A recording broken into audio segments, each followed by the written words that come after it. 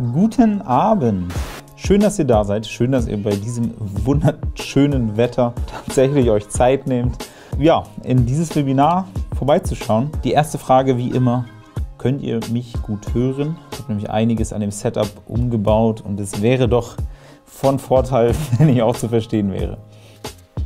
Ja, Bernhard, sehr schön. Freut mich, schön, dass du da bist, Bernhard. Ich fange auch gleich an. Ich bin immer nur ein paar Minuten vorher da. Altbekannter Maikäfer. Auch wieder da. Heute werden wir eine einigermaßen kleine und übersichtliche Runde werden. Werden auch nicht so sehr überziehen wie letztes Mal. Also ich hoffe, wir werden gar nicht überziehen. Das heißt, ich habe ungefähr eine Stunde geplant. Wir wollen uns ein wenig mal über die Steuererklärung 2020 austauschen. Was ist besonders in 2020? Wie setzt sie sich eigentlich zusammen? Was gibt es? Es gibt ein paar Besonderheiten. Corona mittendrin quasi in Corona. Das heißt, da gab es ein paar Sonderregelungen. Auf die möchte ich eingehen. Und wenn ihr denn Fragen habt, könnt ihr selbstverständlich gerne Fragen stellen.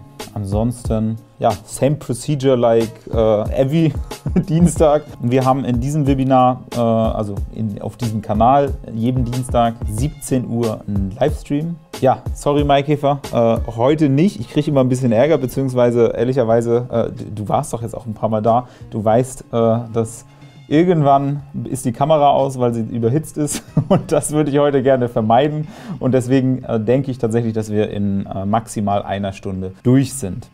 Ja, wie gesagt, es geht heute um die Steuererklärung für 2020, natürlich auch, also generell Steuererklärungen, was ist eigentlich neu, was musst du machen, was gibt es vielleicht jetzt Corona besonders auch zu beachten. Genau, und ich beantworte gerne eure Fragen. Wir sind, auch wenn ich den Kanal umbenannt habe, wir sind quasi die Kontist Steuerberatungsgesellschaft, das heißt, wir sind eine Steuerberatungsgesellschaft, haben selbstverständlich auch Mandanten. Wenn einige von euch da sind heute und ich weiß, dass einige da sind, dann ja, herzlich willkommen. Für euch ist das quasi zur Information. Ist ja auch ganz gut, mal zu wissen, was wir eigentlich so machen. Plus eventuell natürlich auch Unterlagen, die du oder die ihr sammeln könnt. Es ist natürlich hilfreich, das vorher zu wissen. Aber genau, darum soll es gehen. Ich beantworte gerne alle Fragen. Wenn keine Fragen sind, dann halt eben nicht. Ich habe altbekannt quasi eine Präsentation vorbereitet und switche da einmal rüber. Und zwar jetzt müsstet ihr sie sehen und dann müsstet ihr auch gleich die Agenda sehen und sieht gut aus. Agenda heute, es gibt 1, 2, 3, 4, 5 Fragen, die ich heute gerne beantworten wollen würde. Ist einmal überhaupt die Frage, wer muss eigentlich eine Steuererklärung abgeben? Hier vielleicht schon mal als Hinweis, dieser Kanal richtet sich insbesondere an Selbstständige und genau deswegen mache ich es eigentlich. Es gibt doch eine ganze Reihe an Literatur und Quellen und Tools und Software und sowas, die sich um Angestellte kümmern. Darum geht es hier nicht, sondern ich konzentriere mich in erster Linie auf Freiberufler und ja, Gewerbetreibende, ich würde sagen, Gewerbetreibende, die die Einnahmenüberschussrechnung erstellen müssen, das heißt nicht bilanzierungspflichtig sind. Ich werde links und rechts so ein bisschen Ausflüge machen, aber da ist so die Kerngruppe, deswegen werde ich auch alles überspringen, was jetzt zum Beispiel großartig in die Tiefe geht, was Renten geht oder was Vermietungseinnahmen betrifft oder landwirtschaftliche Einnahmen und sowas, weil das ist zwar spannend, aber nicht für diesen Kanal und nicht heute. Dann ist die große Frage, bis wann und wo muss ich eigentlich diese Steuererklärung abgeben, die ich denn da erstelle und wie machst du idealerweise deine Steuererklärung, wenn du sie denn selber machst, welche Formulare musst du abgeben, denn eine Steuererklärung besteht aus ganz, ganz vielen Formularen und genau, da schauen wir uns mal genauer an, welche gibt es. Es gibt nämlich ein paar Special-Corona-Formulare, das heißt, die Steuererklärung 2020 hat mehr Formulare als die von 2019 und auf diese Besonderheiten, die da so anstehen, will jetzt nicht alles aufzählen, was sich von 2019 auf 2020 verändert hat, aber so ein paar meiner Meinung nach die wichtigsten und die häufigsten Themen, auf die möchte ich ja im Rahmen dieses Webinars heute einmal eingehen. Und dann beantworte ich sehr gerne, wie ich schon erwähnt habe, eure Fragen. Ich glaube, ich muss mich nicht immer vorstellen. Ich bin Melchior Neumann, komme aus Berlin, bin Steuerfachangestellter, habe irgendwas mit Steuerrecht und Wirtschaftsprüfung auch studiert, habe viele, viele Jahre da gearbeitet, bin aber auch Selbstständiger und habe letztes Jahr die Kontist Steuerberatungsgesellschaft mitgegründet, mitbegleitet, mir die ganze Idee ausgedacht, wie das so laufen kann. Genau, that's me. Bin immer noch der gleiche wie letzte Woche, deswegen überspringe ich das einfach mal sehr schnell und gehe rein in das Zitat von Helmut Schmidt, was ich, glaube ich, in einem Webinar vorher schon mal gebracht habe, ist, weil es einfach auch sehr gut passt. Es sagt nämlich, wer die Pflicht hat, Steuern zu zahlen, der hat auch das Recht, Steuern zu sparen. Und darum geht es mir in diesem Webinar natürlich, euch mal einen Überblick zu geben, aber auch euch vielleicht ein paar Tipps, Tricks mitzugeben oder ein paar überhaupt mal aufzuzählen, was ist eigentlich so absetzbar und wie setzt sich das eigentlich alles zusammen. Darum soll es gehen. Und damit steige ich quasi direkt einfach mal ein mit der Frage, wer muss denn eigentlich eine Steuererklärung abgeben? Und in Deutschland, da gibt es tatsächlich regelmäßig so statistische Erhebungen, müssen ungefähr 50% der Deutschen müssen eine Steuererklärung abgeben und 50% gar nicht. Das liegt daran, weil die meisten Menschen in Deutschland angestellt sind und Angestellte müssen grundsätzlich keine Steuererklärung machen. Sie können eine Steuererklärung machen, sie müssen es aber nicht. Und also, ja, jeder kennt es, angestellt, jeder von euch war vielleicht mal angestellt, also die meisten waren doch irgendwann zumindest mal angestellt irgendwann. Und ihr bekommt monatliche Gehaltsabrechnung, und in dieser Gehaltsabrechnung habt ihr quasi euer Bruttogehalt, ihr sind Lohnsteuer abgezogen und Lohnsteuer ist quasi eine Vorauszahlung auf die Einkommensteuer.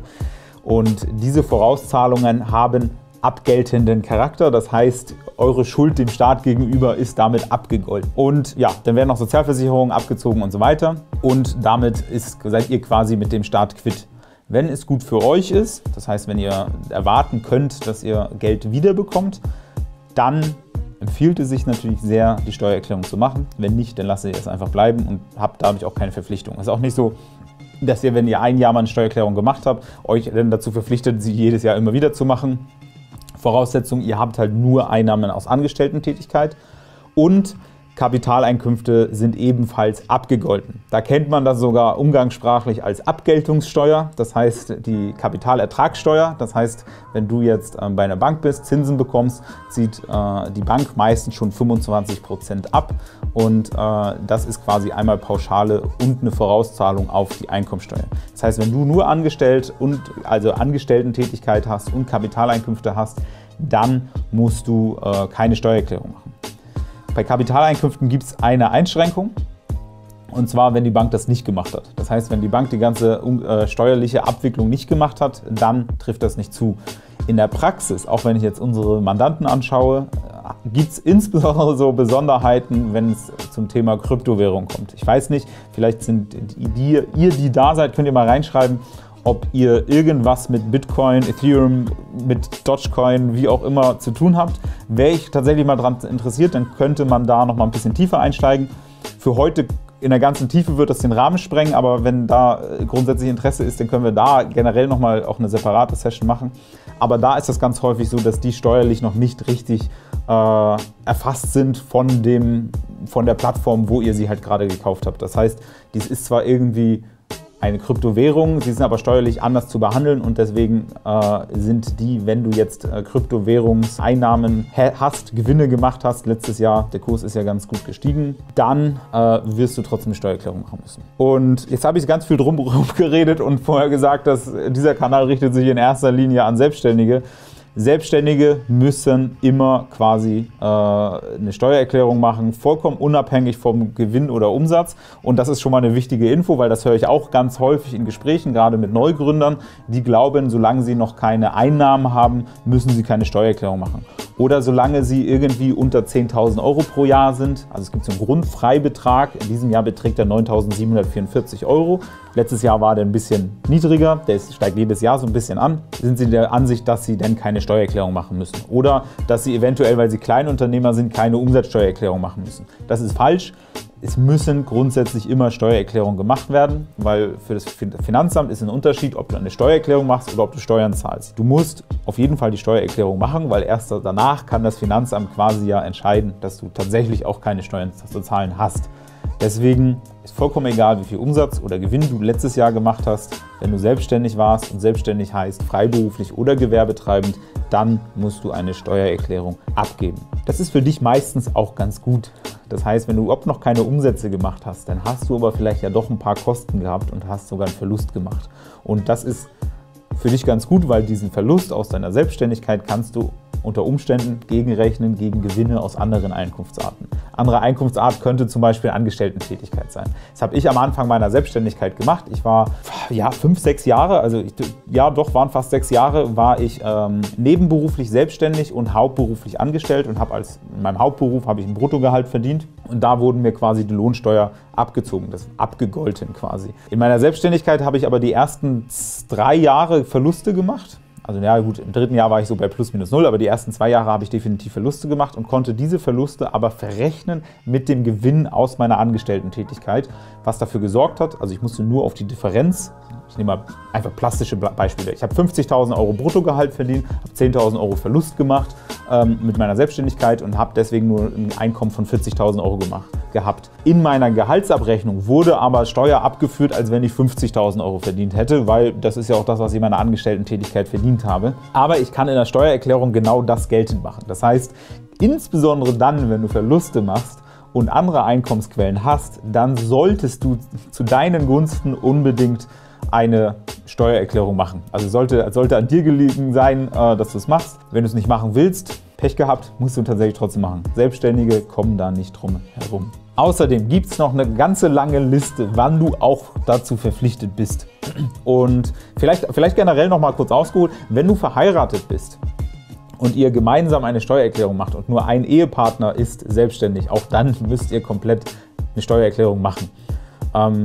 Lohnt sich meistens auch entweder habt ihr bestimmte Steuerklassen, also eine bestimmte Aufteilung gehabt, die euch jetzt sowieso dazu zwingen, habe ich auch hier irgendwo drauf geschrieben. Bestimmte Steuerklassen, also wenn ihr ein bestimmtes Splitting habt oder wenn ihr tatsächlich mehrere Jobs habt, nur als Angestellter und Steuerklasse 6 oder sowas habt, dann müsst ihr eine Steuererklärung machen. Wenn ihr aber einen Ehepartner habt, der auch irgendwie selbstständig ist oder wenn auch wenn euer Ehepartner angestellt ist und ihr selbstständig seid, muss der Ehepartner trotzdem, wenn ihr zusammen veranlagt, müsst ihr trotzdem eine Steuererklärung machen. Und tatsächlich auch, wenn ihr einzeln veranlagt. Das heißt, der Ehepartner wird gleich mit ins Verderben gezogen. Pflicht zur Abgabe hast du aber ebenfalls, wenn du einen Lohnsteuerfreibetrag bei dem Arbeitgeber hinterlegt hast, wenn du, und das ist insbesondere im letzten Jahr sehr, sehr häufig der Fall gewesen, wenn du Lohnersatzleistungen bekommen hast letztes Jahr. Zum Beispiel Kurzarbeitergeld. Und vielleicht haben das die einen oder anderen von euch schon gesehen, da gibt es ein paar Steuersoftware-Tools. Ich möchte jetzt keins besonders hervorheben, aber Taxfix, Steuerbot und Taxfix und Steuerbot sind, glaube ich, die mir wirklich prägnant im Kopf geblieben sind. Die haben für dieses Jahr angeboten, ihre Software zu nutzen für alle Leute, die letztes Jahr Kurzarbeitergeld bekommen haben. Das ist ehrlicherweise ein schwacher Trost, weil die meisten Leute, die letztes Jahr im Kurzarbeitergeld waren, die erwartet voraussichtlich eine Steuernachzahlung. Das heißt, es war nett, dass Sie die Software dann von Taxfix und Steuerbot kostenlos nutzen können, aber Sie werden wahrscheinlich eine Steuernachzahlung haben. Aber Sie müssen auch, Sie können es nicht verzichten, auch wenn Sie nur angestellt waren, aber durch das Kurzarbeitergeld müssen Sie eine Steuererklärung abgeben. Außerdem Nebeneinkünfte, und das ist vielleicht auch noch so ein kleines Thema, wenn du nebenbei ein paar Nebeneinkünfte hast, auch als Selbstständiger, und die liegen unter 410 € pro Jahr, dann musst du so nicht erklären. Allerdings, reicht jetzt nicht ganz aus, also wie gesagt pro Jahr, reicht nicht ganz aus, um den Lebensunterhalt davon zu bestreiten. Das heißt, wenn deine Nebeneinkünfte höher sind, dann musst du auch eine Steuererklärung abgeben. Was ich auch schon erwähnt habe, bestimmte Steuerklassen aufsplitten, insbesondere dann, wenn du mehrere Jobs parallel hattest, dann auf jeden Fall eine Steuererklärung abgeben, wenn du eine Abfindung bekommen hast, das heißt eine einmal sehr hohe Zahlung, wenn du als Rentner oder Vermieter Einnahmen oberhalb des Grundfreibetrags hattest. Dieser Grundfreibetrag sind die angesprochenen 9.744 €. Die meisten merken sich einfach ungefähr 10.000 €. Das heißt, das gilt dann aber nur für Rentner und Vermieter und nicht für Selbstständige. Selbstständige müssen quasi ab dem ersten Euro oder ab dem Minus, egal welchen Euro, die müssen einfach immer, auch bei 0 € Ergebnis, müssen sie trotzdem eine Steuererklärung abgeben. Und auch wenn Kapitalertragssteuer offen ist. Ich habe Kryptowährungen, es fällt noch ein ganz anderer Topf, kommen wir nachher dazu. Aber auch wenn Kapitalertragssteuer offen ist, weil eure Bank das zum Beispiel nicht abgeführt hat oder auch beispielsweise, wenn ihr letztes Jahr eine Steuererstattung vom Finanzamt bekommen habt und die Zinsen auf die Einkommensteuer, die ihr zum Beispiel bekommen habt, wenn ihr die quasi, ja, das Finanzamt führt auch für euch keine Kapitalertragssteuer ab. Das heißt, dann müsst ihr auch eine Einkommensteuererklärung abgeben.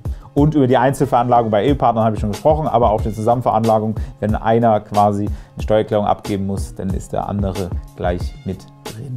Bernhard hat gesagt, ich habe dieses Jahr in Bitcoin investiert. Das ist schon mal ganz gut für dich. Also gut für dich für die Steuererklärung für letztes Jahr, weil dann musst du dich für die Steuererklärung für letztes Jahr noch nicht damit beschäftigen. Aber ich glaube, dieses Jahr sind es auch noch mal deutlich mehr gewesen. Wir werden das Thema Kryptowährungen generell versteuern und wie macht man das? Und haben einige vielleicht gehört, da gibt es eine Haltefrist und also solche Begriffe, die man häufig so aus dem Immobilienbereich kennt, die werden da plötzlich auf Kryptowährungen angewendet. Ist nicht das Gleiche, aber da könnten wir definitiv oder werden wir definitiv nochmal tiefer einsteigen und das Stück für Stück durchschauen. Wenn du es dieses Jahr ausgegeben hast, dann ist es aber ja zumindest für die Steuererklärung für letztes Jahr noch nicht relevant. Und jetzt kommen die guten Neuigkeiten für alle, die die Steuererklärung noch nicht gemacht haben. Denn bis wann musst du diese Steuererklärung 2020 denn abgeben? Normalerweise ist es der 31. Juli des Folgejahres. Das heißt grundsätzlich Juli des Folgejahres. Das hat sich übrigens erst verändert, ich glaube vor 2 Jahren. Das heißt, bis dahin war es noch der 31. Mai und dann war immer Ende Mai der Stress und jetzt haben wir Ende Juli den Stress, die Steuererklärung noch irgendwie zu machen. Dieses Jahr fällt dieser 31. Juli auf einen Samstag, was dazu führt, dass es der nächste Werktag als Deadline ist. Das heißt, es ist der 2. August. Wenn ihr einen Steuerberater habt, zum Beispiel die Kontist Steuerberatung, dann hat dieser Steuerberater noch mal länger Zeit. Dann hat er bis zum 28. Februar 2022 Zeit. Ja, das liegt daran, weil die Steuerberater sonst alle wahnsinnig gestresst sind bis Ende Juli. Und dann ist bis Ende Juli alles abgegeben und ab August haben sie alle tierisch Langeweile, weil sie keine Steuererklärung machen können. Ist ein bisschen Scherz. Wenn die Finanzverwaltung sowas entscheidet, dann denkt sie zuerst an sich und denkt natürlich daran, Mist, die Finanzämter sind gnadenlos überlaufen, wenn alle das nur bis Mitte des Jahres machen und was machen wir eigentlich die zweite Jahreshälfte. Und deswegen haben Steuerberater ein bisschen länger Zeit, damit die Arbeitslast natürlich auch bei den Steuerberatern, aber vor allem in den Finanzämtern gleichmäßiger verteilt ist. Aber es gibt Neuigkeiten. Und zwar wurde diese Frist gerade erst verlängert. Und zwar hat der Bundestag am 21. Mai beschlossen, was haben wir denn jetzt? Also es ist 2 Wochen her ungefähr. 2 Wochen her hat der Bundestag entschlossen, diese Frist nochmal um 3 Monate zu verlängern. Das ist jetzt jemand, der sich ein bisschen mit Gesetzgebungsverfahren auskennt, Bundestag, Bundesrat und so weiter. Diese ganze Entscheidung muss nochmal durch den Bundesrat, das heißt, der Bundesrat muss noch einmal zustimmen. Das ist noch nicht passiert, deswegen ist so ganz 100% final ist das noch nicht, aber da wird nichts mehr passieren. Also ich gehe doch sehr 99,9% davon aus, dass diese Frist Ende Juni nochmal verlängert wird um 3 Monate. Das bedeutet für dich, wenn du es selber machen willst, 31. Oktober 2021. Deswegen fahr ruhig, wenn du es selber machst, in den Urlaub.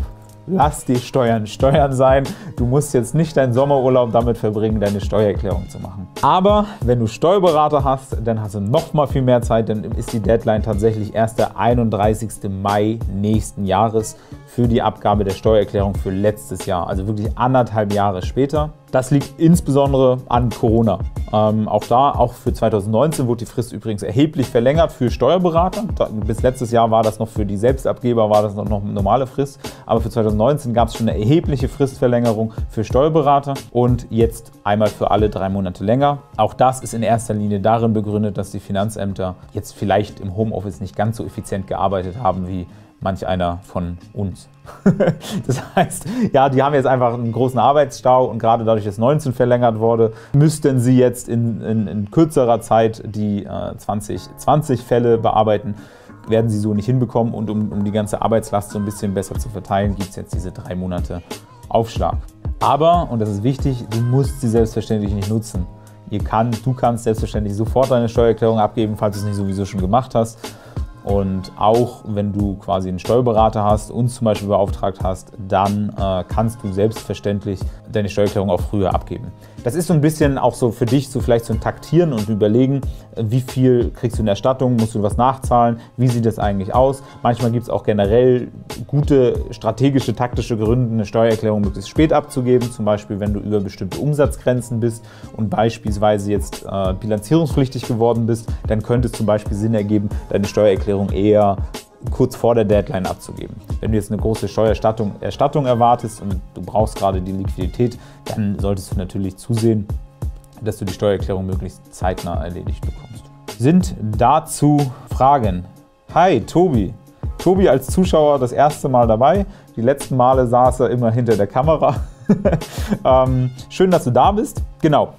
Was ich noch sagen möchte, weil diese Frage bekomme ich wahnsinnig häufig, eine Fristverlängerung, falls ihr noch länger Zeit braucht, aus welchen Gründen auch immer. Meine 3 Lieblingsgründe, die ich in meinem Berufsleben gehört habe, sind, die denke ich mir nicht spontan aus, ich überlege jetzt spontan, dass einer der besten Dinge war eine Ehe, wo die Frau den Mann rausgeschmissen hat, der Mann musste seine Steuererklärung machen, die Buchhaltungsunterlagen waren aber bei ihr im Keller und da ist er nicht mehr reingekommen, weil sie den Schlösser ausgetauscht hat. Ungünstig, würde ich mal so sagen. Das würde ich jetzt dem Finanzamt vielleicht auch so nicht mitteilen, sorgt aber natürlich, dass man eventuell die Steuererklärung nicht pünktlich machen kann. Die Unterlagen waren sicher, sie waren leider nur nicht in Reichweite.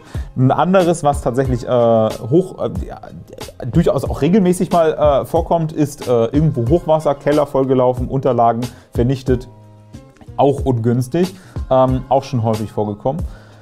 Was gab es noch an Ausreden? Grundsätzlich längere Krankenhausaufenthalte. Das sind jetzt keine witzigen Gründe, aber das sind, den Streit mit der Ehefrau würde ich jetzt so vielleicht dem Finanzamt nicht gegenüber kommunizieren, aber wenn zum Beispiel die Unterlagen verschwunden sind durch Feuer, Wasser, Sturm, Brand, wie auch immer, und du musst sie quasi nochmal neu beantragen, brauchst die Unterlagen von der Krankenkasse nochmal, du brauchst bestimmte Buchhaltungsunterlagen und du hast das irgendwie im Griff, also da gibt es einen gewissen Prozess und die werden dann auch wieder auftauchen, dann ist das eine Begründung, warum du eine Fristverlängerung beantragen kannst.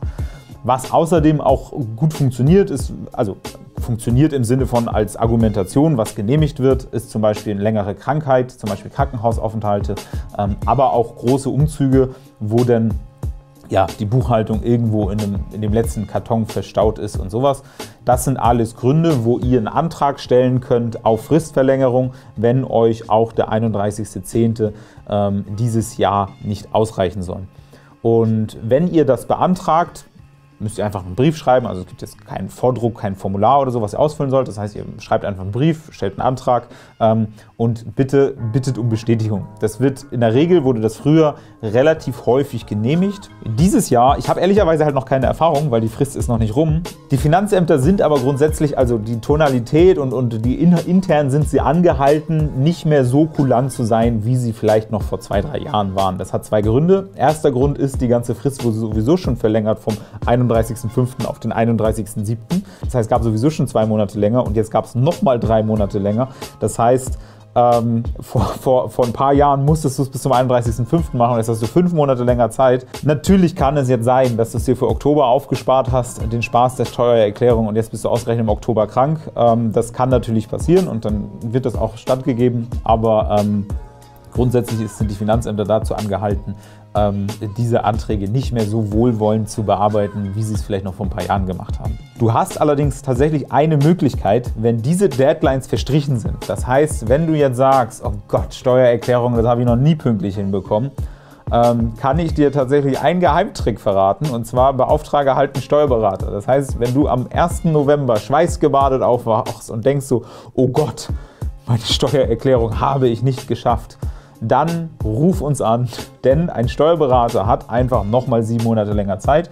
Ist tatsächlich so, gilt auch, sobald eigentlich die Vollmacht beim Finanzamt hinterlegt ist, weil dann ist beim Finanzamt hinterlegt, dass ihr steuerlich vertreten werdet und dann habt ihr auch die längere Frist und dann seid ihr quasi erstmal raus aus dem Schneider. Ist jetzt nicht der einzige Grund, warum man so einen Steuerberater beauftragen sollte, ist aber tatsächlich, wenn ihr mal irgendwo weit in Verzug seid, und das gilt übrigens auch noch für 2019, wenn ihr da im Verzug seid und ihr findet jetzt einen Steuerberater, der euch noch nimmt und sagt, Mensch, wir machen auch noch 2019 gemeinsam, dann seid ihr auch wieder in der Deadline, weil der Steuerberater hat noch bis Ende August diesen Jahres Zeit.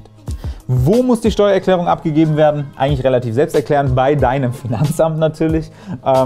Selbstständig, da vielleicht ganz wichtig, du hast unter Umständen mehrere Finanzämter. Wenn dein Betriebssitz-Finanzamt woanders ist, das heißt, wenn du nicht zu Hause arbeitest und nicht zu Hause dein Unternehmen angemeldet hast, dann fällt es auseinander und dann hast du quasi ein Wohnsitzfinanzamt, ein Betriebssitzfinanzamt und dafür musst du wissen, welche Steuererklärung muss wohin. Es gibt betriebliche Steuerarten, das ist die Gewerbesteuer und die Umsatzsteuer, die müssen zum Betriebssitzfinanzamt und dann gibt es eine private Steuererklärung, das ist die Einkommensteuererklärung und die muss bitte zu deinem Wohnsitzfinanzamt geschickt werden. Das ist quasi dein zuständiges Finanzamt. Falls du mal herausfinden möchtest, wer eigentlich dein Finanzamt ist und du das überhaupt nicht weißt, das betrifft vor allem den Gründer. Gründer wissen es manchmal einfach nicht. Und heute bin ich gut vorbereitet. Unter diesem Video findet ihr den Link, wo ihr quasi euer Finanzamt raussuchen könnt. Bundesweit könnt ihr eingeben, könnt ihr suchen, könnt ihr euer Finanzamt selber raussuchen, denn da findet ihr die ganzen Kontaktdaten, E-Mail-Adressen, Telefonnummer und so weiter. Anschrift, wenn ihr denn vorbeigehen wollt, werden wahrscheinlich nicht so viele da sein, aber das findet ihr heute alles unter diesem Video. Fun Fact des Tages: Angestellte dürfen sogar diese Formulare noch in Person, in Papier vorbeibringen. Das heißt, Angestellte dürfen rein theoretisch noch Papier beim Finanzamt vorbeibringen. Selbstständige müssen aber alle ihre unternehmerischen Steuererklärungen zumindest in elektronisch authentifizierter Form direkt über Elster übermitteln, das heißt über so ein Zertifikat. Da hast du eigentlich 3 Möglichkeiten. Erstens machst du es einfach direkt über Elster, elster.de. Auch der Link ist übrigens in der Beschreibung, falls das einige Leute interessiert. Dann solltest du aber ein bisschen fortgeschritten sein. Also du solltest wissen, was du wo ansetzen kannst, wo du es findest und so weiter. Kannst du machen. Du musst keine Angst haben, du solltest keine Angst haben vor solchen Formularen. Das steht dir vollkommen frei, kannst du gerne machen. Ein einfacher Weg ist, du nutzt irgendeine Steuersoftware. Es gibt Steuersoftwaren wie Sand am Meer. Nachher kommt nochmal meine Empfehlung.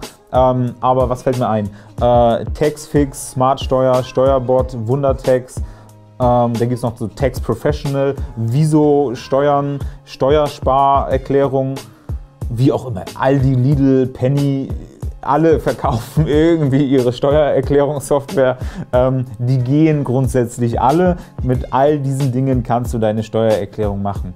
Das große Problem und das große Aber ist, all diese Steuererklärungen sind in erster Linie für Angestellte gebaut und fast alle haben erhebliche Probleme, wenn du damit quasi selbstständig bist und die Anlagen für Selbstständige vernünftig ausfüllen möchtest und da gut durchgeleitet wirst. Deswegen ist das tatsächlich als Selbstständiger schwierig.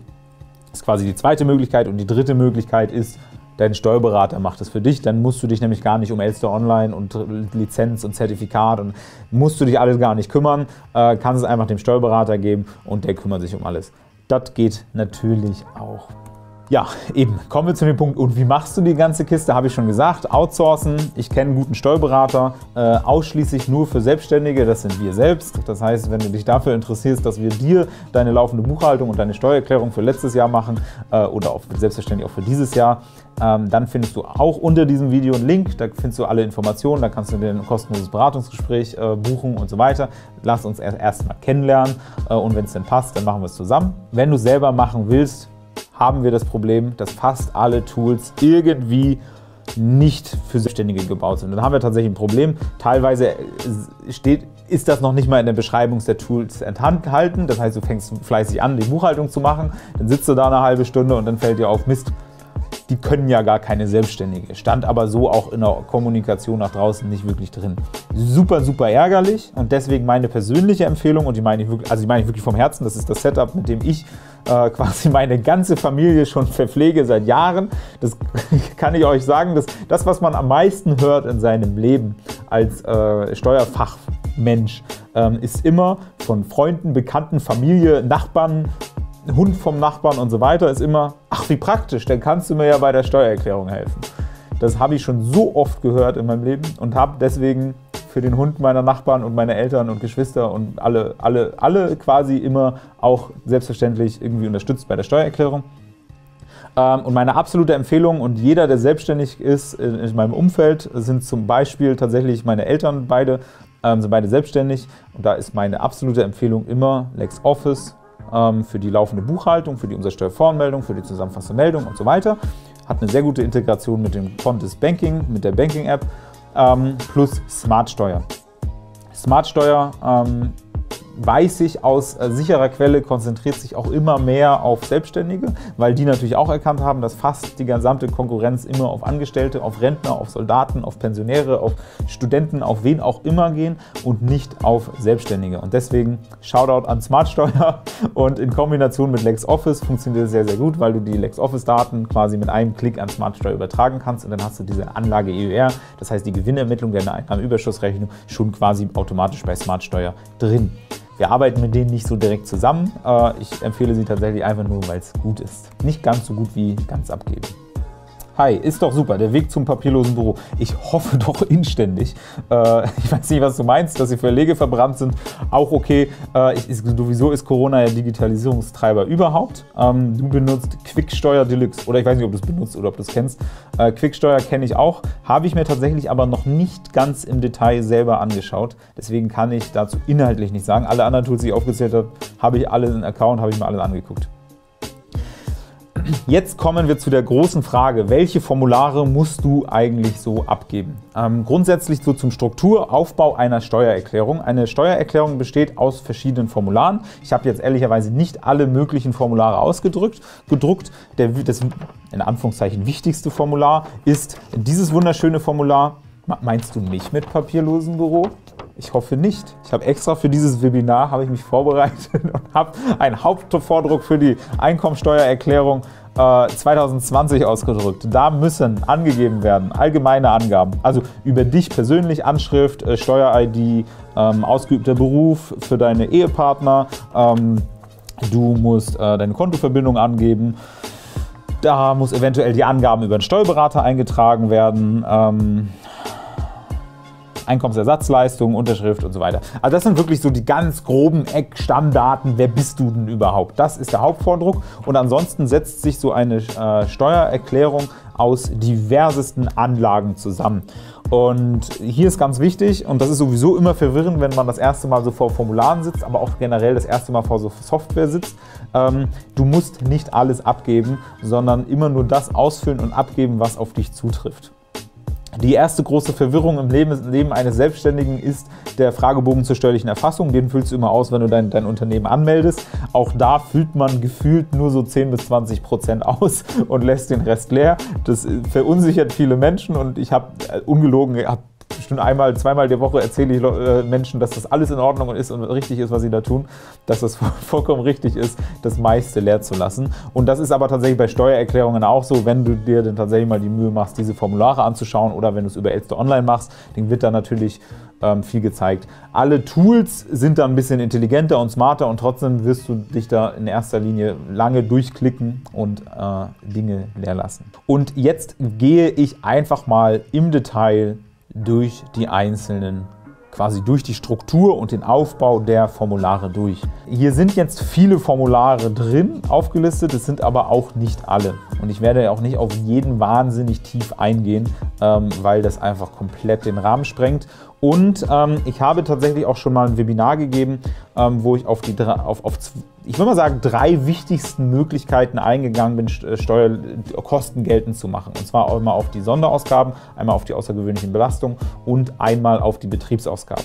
Dieses Webinar habe ich schon gegeben, das heißt, es kommt jetzt nicht zeitnah nochmal live, aber die Aufzeichnung, die kommt voraussichtlich Anfang, Mitte nächster Woche online, live auf diesem Kanal. Wenn du daran Interesse hast, würde ich dir empfehlen, oder du würdest mir persönlich auch einen großen Gefallen tun, wenn du diesen Kanal abonnierst, weil dann kriegst du auch mit, wo ich mir wirklich nochmal eine Stunde, 1,5 Stunden lang mich ausgelassen dazu habe, was du denn alles so als Sonderausgaben und außergewöhnlichen Belastungen absetzen kannst. Aber um euch mal einen vollständigen Überblick zu geben, wir haben den Hauptvordruck, wir haben dann eine ganze Reihe an privaten Angaben. Das sind zum Beispiel die Anlage für haushaltsnahe Aufwendungen. Haushaltsnahe Aufwendungen sind zum Beispiel Handwerkerleistungen, wenn du zu Hause für dich Handwerkerleistung in Anspruch genommen hast, eine Haushaltshilfe hast beispielsweise, dann kannst du das zu einem relativ hohen Grad steuerlich geltend machen und in deiner Einkommensteuer geltend machen. Und wenn du das hast, brauchst du diese Anlage und solltest diese Anlage ausfüllen. Hier auch ein wichtiger Punkt ist, wenn du quasi in einer eigenen Immobilie hast, dann bist du es gewohnt, häufiger mal Handwerker vielleicht dazu haben, weil du dich um alles selber kümmern musst. Wenn du zur Miete wohnst, dann kümmerst du dich darum nicht, weil es vielleicht eine Hausverwaltung gibt, vielleicht weil es einen Vermieter gibt, der die Handwerker beauftragt und so weiter. Aber diese Handwerkerrechnungen kosten zum Beispiel um, keine Ahnung, das Flurlicht, also das Licht im Flur auszutauschen oder Gas-Wasser-Installationen oder was auch immer. Du hast da Handwerkerleistung und die werden in der Regel zum Teil zumindest umgelegt auf die Mieter. Das heißt, du bekommst einmal im Jahr eine Nebenkostenabrechnung. Hoffentlich hast du sie schon für letztes Jahr bekommen. Manche Hausverwaltungen oder Vermieter brauchen da wahnsinnig lange für.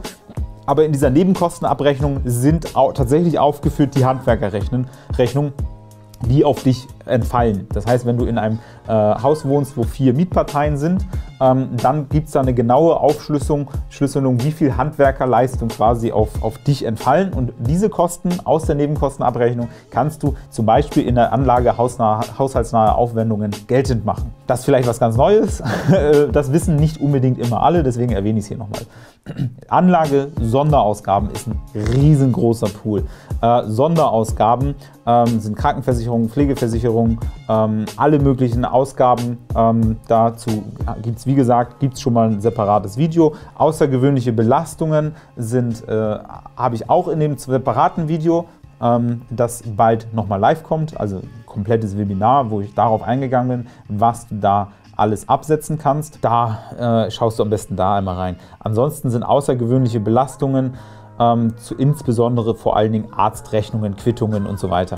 Jetzt speziell im Corona-Jahr, wenn du jetzt hoffentlich nicht, aber Corona-Behandlungskosten hattest, die dir nicht erstattet worden sind, dann kannst du sie unter Umständen als außergewöhnliche Belastung geltend machen und dann solltest du unbedingt Anlage außergewöhnliche Belastung ausfüllen. Außerdem sind auch generell allgemeine Arztkosten, Gesundheitskosten, Apotheken, Einkäufe und so weiter, solltest du alles sammeln, um das am Jahresende zu schauen, ob das relevant ist, dass du das als außergewöhnliche Belastung geltend machen kannst. Ansonsten, außergewöhnliche Belastung bezeichne ich ganz gern immer so als Schicksalsschläge, zum Beispiel auch wenn du für Pflegekosten für deine Eltern beispielsweise aufkommen musst und das von keiner Versicherung übernommen wird, dann wären das auch Kosten, die du da geltend machen kannst. Dann steuerrechtlich. Steuerrechtlich sind immer 2 riesengroße Themen besonders schwierig. Das ist einmal das ganze Thema Altwerden, Vorsorge und sowas. Das ist der eine große Part, der in der Steuererklärung schwierig ist. Der andere große Part sind Kinder. Die sind genauso herausfordernd. Auch in der Steuererklärung, wenn du Kinder hast, unbedingt Anlage Kind ausfüllen. Da musst du ganze Eckdaten zu deinem Kind, zu möglichen Betreuungskosten, aber auch zu Ausbildungskosten und so weiter, kannst du da alle eintragen und geltend machen. Dann gibt es noch Vorsorgeaufwand, AV. Energetische Maßnahmen ist neu. Anlage energetische Maßnahmen ist, wenn du ein Haus besitzt, dann solltest du dir das zumindest anschauen. Möchte ich nicht super intensiv drauf eingehen, ist aber neu und deswegen gehe ich einmal drauf ein. Was viel interessanter jetzt ist hier in diesem Rahmen für uns, sind sonstige Einkünfte. Also nicht sonstige Einkünfte, weil das ist ein Begriff, sondern deine ganzen Einkünfte, die du so hast. Und da gibt es eigentlich fast pro Einkunftsart musst du eine Anlage ausfüllen. Anlage N ist nicht selbstständige Arbeit, das heißt, deine Angestellten-Tätigkeit füllst du in der Anlage N aus. Wenn du Einnahmen aus nicht selbstständiger Arbeit aus dem Ausland hast, beispielsweise weil du Grenzgänger bist, in Österreich arbeitest als Angestellter, in Deutschland wohnst oder wie auch immer, dann gibt es eine Anlage N aus und die musst du bitte ausfüllen. Anlage R ist für Renten, die du beziehst. Anlage V ist für Vermietung und Verpachtung. Das heißt, wenn du Eigentum hast, was du vermietest, verpachtest, meistens natürlich Wohnung, dann hast du hier Einnahmen. Anlage L ist für Land- und Forstwirtschaft. Anlage Kap ist Kapitalertragssteuer und hier vielleicht auch ein wichtiger Punkt, deine Kapitalerträge, wo du schon Steuern gezahlt hast, die musst du in deiner Steuererklärung nicht mehr extra geltend machen. Das kann sich lohnen, wenn dein individueller Steuersatz niedriger ist als die 25% pauschale Abgabe Kapitalertragssteuer. Dann ergibt es Sinn, das heißt, wenn dein persönlicher Steuersatz niedriger als 25% ist, dann solltest du deine Kapitalerträge nochmal in deiner Steuererklärung geltend machen. Wenn dein individueller Steuersatz höher ist, dann lass es bitte so, weil dann führt das am Ende einfach nur dazu, dass du mehr Steuern bezahlst. Ja, und da gibt es grundsätzlich noch besondere also Anlage-Caps für ausländische Fonds, zum Beispiel für Beteiligung an Personengesellschaften, Erbengemeinschaften und solche Sachen. Da gibt es wahnsinnig weites Thema.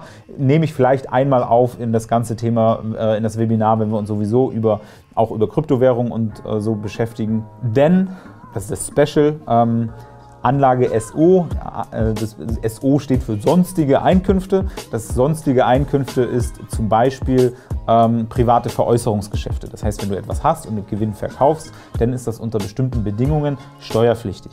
Und da fällt zum Beispiel Bitcoin, Gewinne und so weiter, fallen da zum Beispiel rein. Das alles musst du natürlich erklären. Und hier ist vielleicht auch wichtig, es gibt einige Einnahmen, die nicht steuerpflichtig sind. Wenn du im Lotto gewinnst, ist das tatsächlich steuerfrei. Und es gibt wahnsinnig witzige Urteile, weil so der Übergang zwischen einem Gewinn, einem Glücksspielsgewinn, beispielsweise Lottoeinnahmen, sind steuerfrei und einer Gegenleistung für eine Leistung beispielsweise, weil nicht selbstständige Arbeit oder selbstständige Tätigkeit oder wie auch immer, der ist sehr, sehr fließend. Und es gibt einige Urteile, wo die Leute dachten, sie hätten irgendwas gewonnen und anschließend hat das Finanzamt gesagt, na, gewonnen hast du es eigentlich nicht, eigentlich war das eine Vergütung für eine Leistung. So als Beispiel, Big Brother Gewinner, der erste, der hatte ein großes Problem, weil er Jahre später erfahren hat, dass das kein Gewinn ist, also es ist nicht wie so ein Lottogewinn, sondern es ist mehr wie eine Arbeit, die er bezahlt bekommen hat, weil Gott, er hat sich Stunden, tagelang filmen, Wochen, monatelang filmen lassen und dann musste der jahrelang später fast 50% seiner Einnahmen versteuern. Also fast 50% der Einnahmen als Steuer abführen. Also noch schlimmer als nur 50% zu versteuern. So ist es. Fun Fact ist auch, vielleicht kennt ihr die aus dem Fernsehen, gab es früher immer so Renovierungsshows von so, keine Ahnung, ich weiß nicht, ob es heißt Zuhause im Glück, schöner Wohnen und all solche Sachen, wo Leute in irgendeiner Bruchbude wohnen und dann kommt das RTL, Pro7, Sat1, keine Ahnung, wo das lief, kam hin und die haben das Haus schön gemacht und schön ist. Und tatsächlich hat da das Finanzamt häufiger gesagt, nee, die haben eine Fernsehshow gemacht, die hatten Drehtage, die hatten Termine, die hatten Zeitplan und sowas. Das ist ja kein Lottogewinn, wo es um Glücksspiel geht, sondern die haben an einer Fernsehsendung mitbekommen und haben dafür quasi eine Gegenleistung bekommen. Und die Gegenleistung bestand daraus, dass das Haus eine Wertsteigerung hatte. Das Haus, was vorher 100.000 wert war, ist jetzt 300.000 wert. Das heißt, es gab eine Gegenleistung für diese Arbeit und diese Mitwirkung an dieser Fernsehshow in Höhe von 200.000 €. Das Finanzamt ist tatsächlich hingegangen, hat gesagt, das sind Einnahmen, bitte versteuern. Bitte versteuert jetzt mal die 200.000 €. Was natürlich super ätzend in den Situationen ist, weil warum haben sie vorher in so einer Bruchbude gewohnt? Weil sie es sich nicht leisten konnten, das ganze Haus zu sanieren, weil Kalkulation schiefgelaufen ist, weil alles generell zu knapp kalkuliert war und so weiter. Da saßen jetzt also Leute, die vorher schon finanziell am Limit waren, wurden in Anführungszeichen vom deutschen Fernsehteam gerettet und mussten anschließend die Wertsteigerung versteuern. Was auch super ätzend ist, weil sie nie Geld bekommen haben. Und wenn man plötzlich 30–40% von 200.000 € Steuern zahlen muss, dann zack, hat man 80.000 € Steuerschulden. Und man kann jetzt ja nicht mehr die Wertsteigerung wieder rückgängig machen. Das Einzige, was man machen kann, ist das Haus verkaufen, was auch äußerst ungünstig ist. Das ist übrigens, by the way, der Grund, warum es diese Fernsehsendung nicht mehr gibt. Weil dann macht halt keiner mehr mit. Aber da gab es tatsächlich einige Urteile. Ich weiß, ich schweife heute so ein bisschen aus.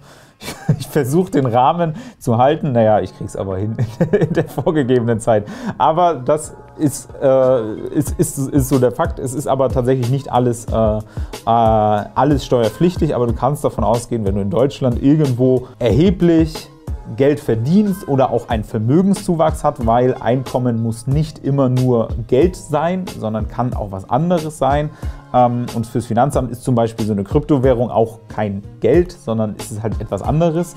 Dann musst du es trotzdem versteuern. Das heißt, sobald du massiven Zuwachs in deinem Vermögen hast, kannst du davon ausgehen, dass du irgendwo wahrscheinlich Steuern darauf zahlen musst. Achso, Maikäfer sagt, nee, super Weg zum papierlosen Büro bezog sich darauf, dass Selbstständige und Unternehmer elektronisch einreichen müssen. Hast du recht. Was ich viel witziger finde, ist, dass Angestellte noch diese Dinger ausfüllen können und dann einen Briefumschlag beim Finanzamt einwerfen können. Das finde ich viel erschütternder.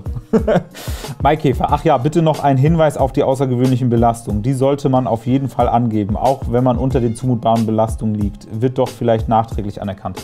Grundsätzlich sammelt bitte alles, also alle Arztrechnungen, alles sonst und auch gerade letztes Jahr, wenn ihr Tests gemacht habt, bewahrt es auf, wenn ihr Dings und also insbesondere Corona ist ja noch so ein Fall, wo Gesundheitskosten anfallen, deutlich höher als sonst, insbesondere wenn man Kinder hat, dann gibt es da noch viel mehr Kosten, weil Kinder, ich will jetzt nicht sagen, Kinder sind ständig krank, aber du gibst halt nicht nur für dich Geld aus, sondern auch für Kinder.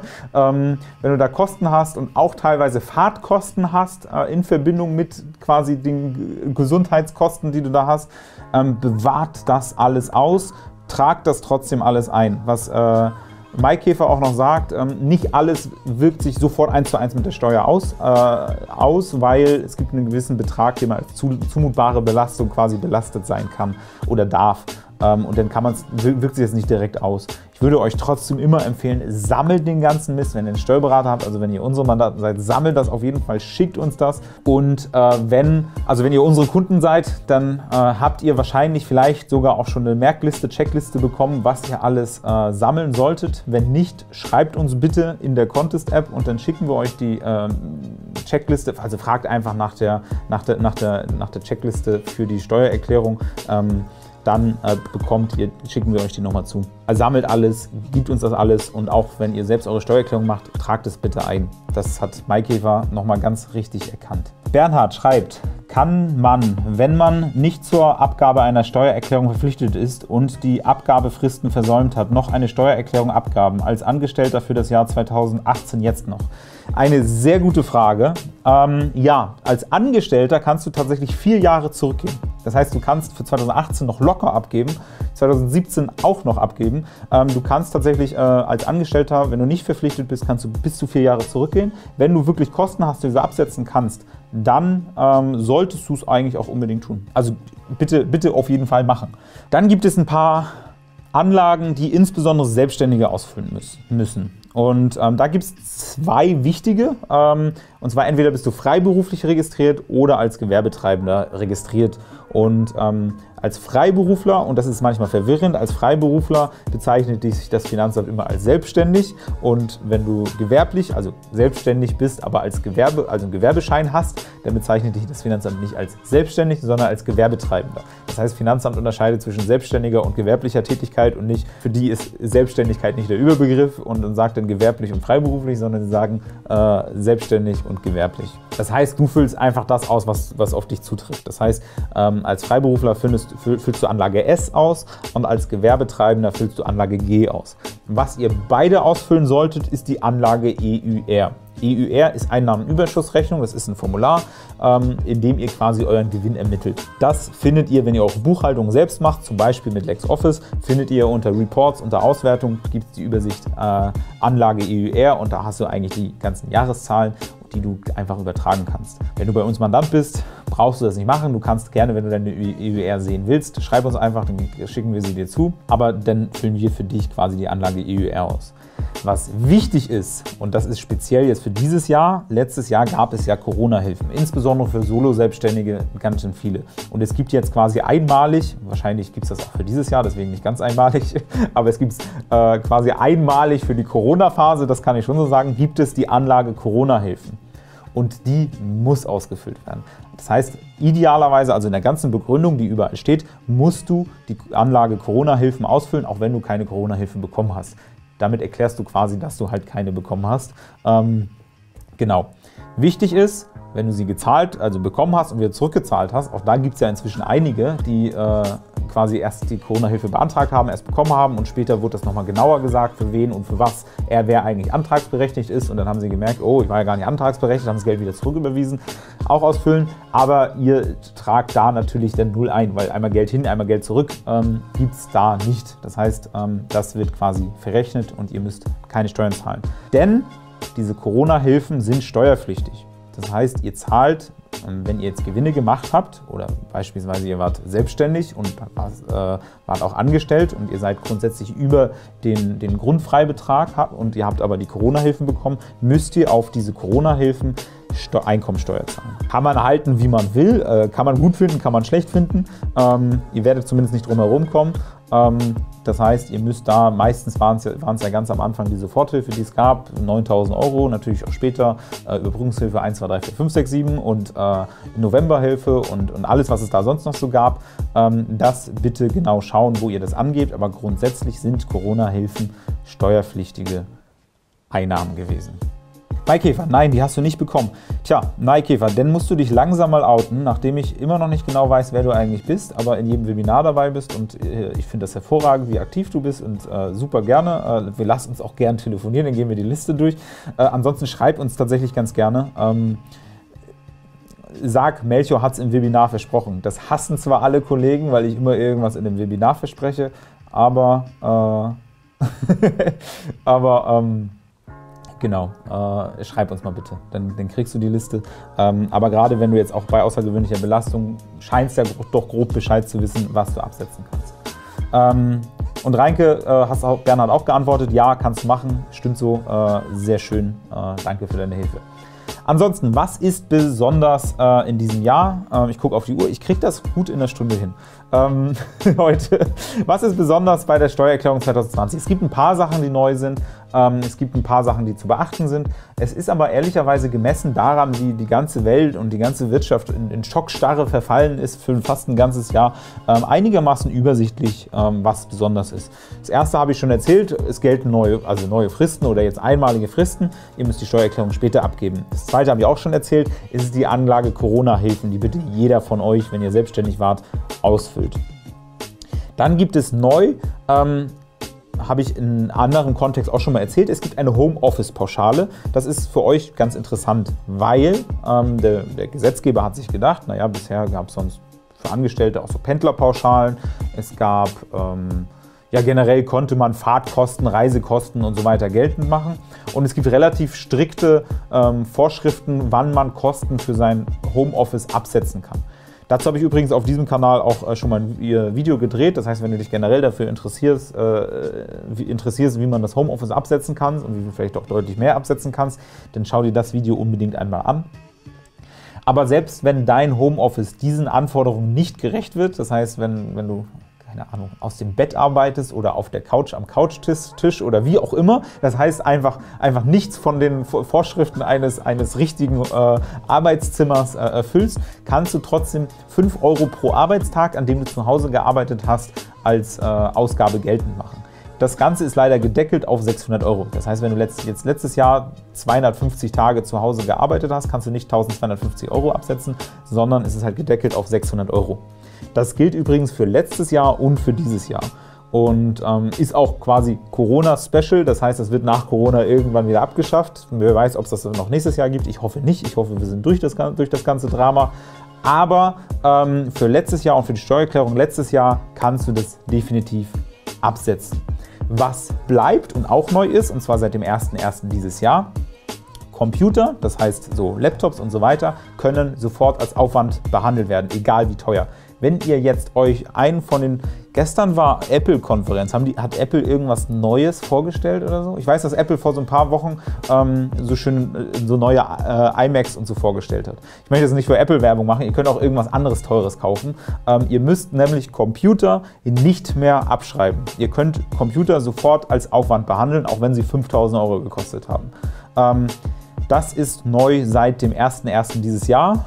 Und deswegen fällt mir gerade auf, dass das nicht wirklich eine Besonderheit für die Steuererklärung 2020 ist, sondern erst für dieses Jahr. Aber ihr könnt das sofort in der Buchhaltung berücksichtigen. Wenn ihr da Anschaffung macht, dann kann das sich steuerlich nochmal sehr, sehr auswirken. Ist vor allen Dingen natürlich, wenn ihr etwas Neues anschafft oder gegen Jahresende guckt, okay, wollt ihr dieses Jahr vielleicht nochmal was investieren, sind Computer jetzt neuerdings steuerlich sehr viel besser geltend zu machen. Wie gesagt, das war jetzt der wichtige Part. Damit habe ich euch das Geheimnis erzählt, wie ihr nie wieder Steuern zahlen müsst. Alle, die es gehört haben, herzlichen Glückwunsch. Nein, natürlich nicht. Ich gucke noch einmal auf die Kommentare. Das heißt, wie lange war ich denn noch da? Die letzte Frage ist, hey, wie ist es denn bei Mietkosten? Also ein Zimmer, das ich als Büro beim Hauptmieter anmiete, greift dann die 600 € Deckelung. Bene, nein. Wenn du wirklich ein eigenes Arbeitszimmer hast und das Kernzentrum deiner Arbeit ist, dann kannst du quasi anteilig deine Gesamtkosten für das Arbeitszimmer, kannst du das da quasi geltend machen. Das heißt, du rechnest den Grundriss deiner gesamten Wohnung aus, schaust, wie groß ist dein Arbeitszimmer und kannst davon anteilig quasi alle Kosten, deine Mietkosten, deine Nebenkosten und all das kannst du geltend machen in der Steuererklärung. Wenn du einen separaten Mietvertrag hast, das geht da nicht so ganz raus, dass ich beim Büro Hauptmieter anmiete. Wenn du einen separaten Mietvertrag für dieses Arbeitszimmer hast, dann kannst du halt da alles absetzen. Da gibt es keine 600 € Deckelung. Die 600 € ist wirklich für eine Pauschale, da musst du auch gar nichts nachweisen an Kosten. Conny fragt, wird dann die Homeoffice-Pauschale dann in Anzahl der Tage angegeben? Ja, genau. Also das, was du ausfüllst, ist immer pro Tagen. Das heißt, unterm Strich heißen 600, du kannst 120 Tage pauschal auf 5 € ansetzen. Maikäfer sagt, Achtung, jetzt kommt der wichtige Part. Stimmt, genau, das große Geheimnis habe ich jetzt gerade eben stattgefunden. aber so siehst du aus, wie Pantomime. Wer ist denn gut im Lippenlesen? Mein Kundenerlebnis ist aktuell getrübt. Schwierig. Das tut mir aufrichtig leid. Ich hoffe, du hast uns eine E-Mail geschrieben bezüglich der Checkliste. An Apple liegt es nicht. Stimmt, hey, aber die Kamera hat gehalten. Die Kamera ist echt gut heute drauf. Irgendeiner hat keinen Bock. Mal ist es der Laptop, mal ist das Mikrofon, mal ist die Kamera, mal bin ich es. Irgendeiner patzt irgendwie immer. Kann ich den letzten Part noch wiederholen? Ja, ich gehe gleich nochmal auf die letzte Folie zurück und mache das einfach nochmal. Ist auch für alle, die jetzt später dazugekommen sind, ich zeichne ja alle Videos auf und lade die auch geschnitten nochmal hoch. Da hängt es gerade tatsächlich noch so ein bisschen, aber später könnt ihr euch das definitiv alles nochmal anschauen. Und ich hoffe tatsächlich, dass der Ton gar nicht so viel schlechter gerade ist. Reinke sagt, ich soll bitte nochmal die ersten 55 Minuten wiederholen. Sorry, ich habe gerade nicht ganz zugehört. Kannst du mir nochmal erzählen, was ich seit der 3. Klasse verpasst habe? Mitte der letzten Folie, bis zu 600 € Pauschale, letzte Folie nach Homeoffice-Pauschale, da waren die Geheiminformationen, gibt es dann im Kundenbereich. Genau, jeder, der das jetzt verpasst hat, der kann sich gerne bei mir melden, kann gerne Mandant der Kontist Steuerberatung werden und dann bekommt er auch die weiteren Informationen. Das ist natürlich Scherz. Ich gehe nochmal ein. Vielen Dank für den Hinweis, wo ich wieder einsteigen soll.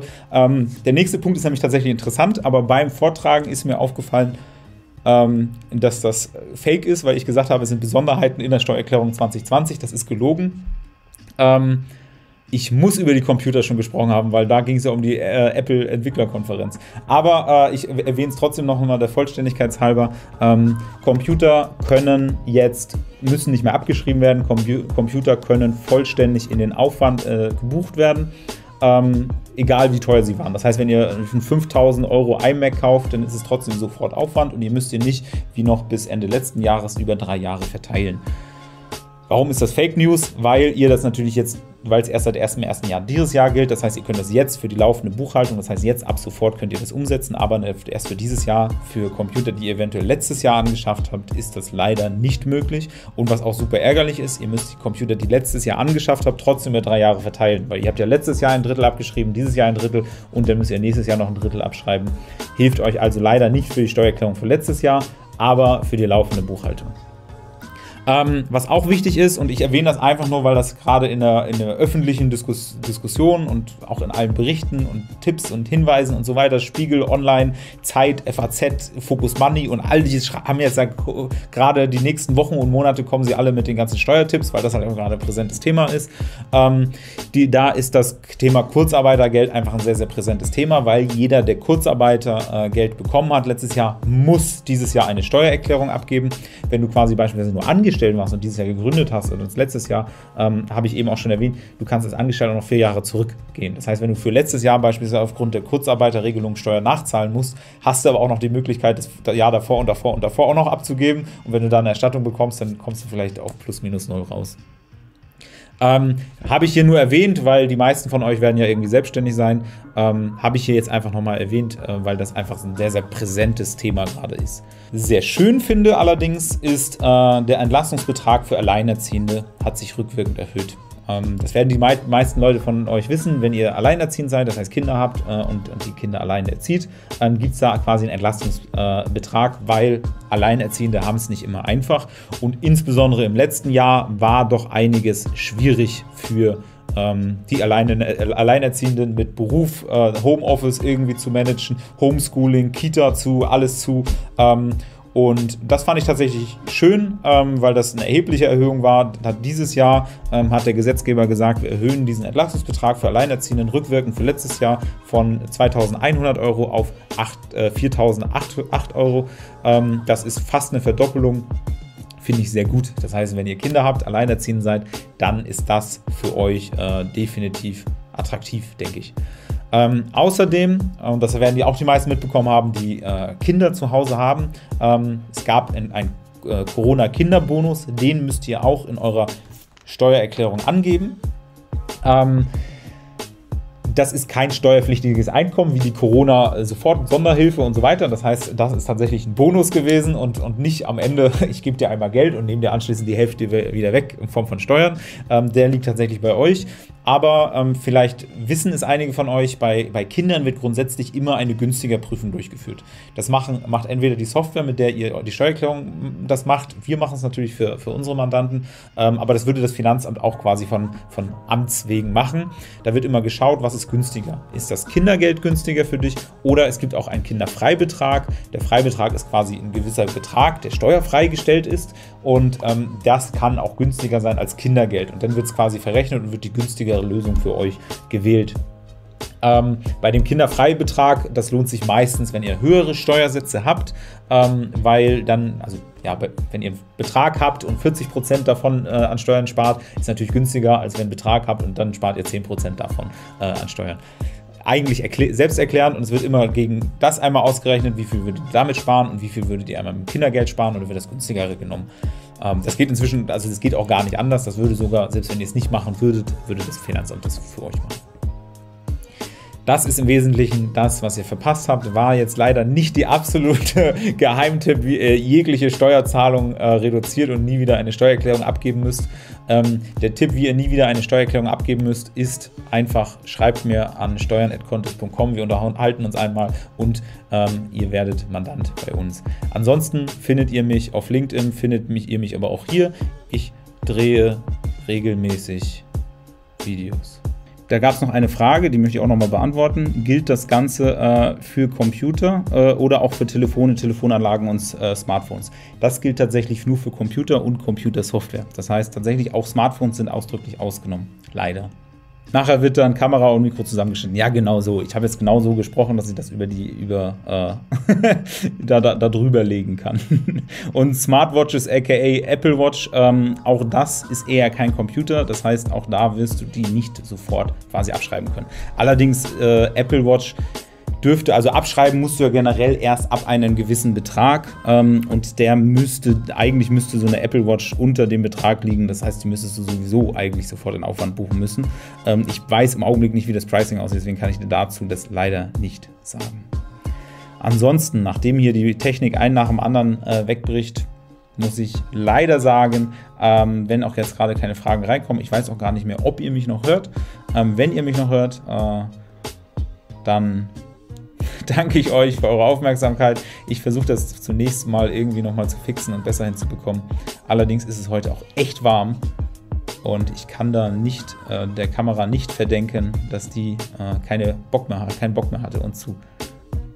Wie ist es mit Mitgliedsbeiträgen an eine Genossenschaft? Können die mit geltend gemacht werden? Ja, können sie, Bene, auf jeden Fall. Wahrscheinlich ja Berufsgenossenschaft kannst du ganz normal in deiner Buchhaltung geltend machen. Da solltest du tatsächlich das Video, das kommt demnächst, der Webinarmitschnitt über Betriebsausgaben, Sonderausgaben und außergewöhnlichen Belastungen anschauen. Oder tatsächlich auf dem YouTube-Kanal, habe ich auch veröffentlicht, Betriebsausgaben. Die kannst du nämlich ganz normal als Betriebsausgaben geltend machen. Und ja, schau das einmal an. Was du alles absetzen kannst, weil Berufsgenossenschaft, ganz klarer Fall, kannst du steuerlich geltend machen. Genau, und das Video sollte dir noch ein wenig weiterhelfen. Ja, Vielen Dank euch. Schön, dass ihr da wart. Schön, dass ihr da gewesen seid. Ich wünsche euch einen schönen Abend. Ich hoffe, bei euch ist es ein bisschen frischer als hier, weil jetzt mache ich die Lichter aus, nachdem die Kamera die Lichter ausgemacht hat, weil es ist echt unfassbar warm ist hier in diesem Raum, gerade vor dem Licht und so. Habe ich doch 35 plus Grad. Vielen Dank euch. Ich wünsche euch eine grandiose Woche. Wir hören, sehen, schreiben uns nächste Woche. Bis dahin. Ciao.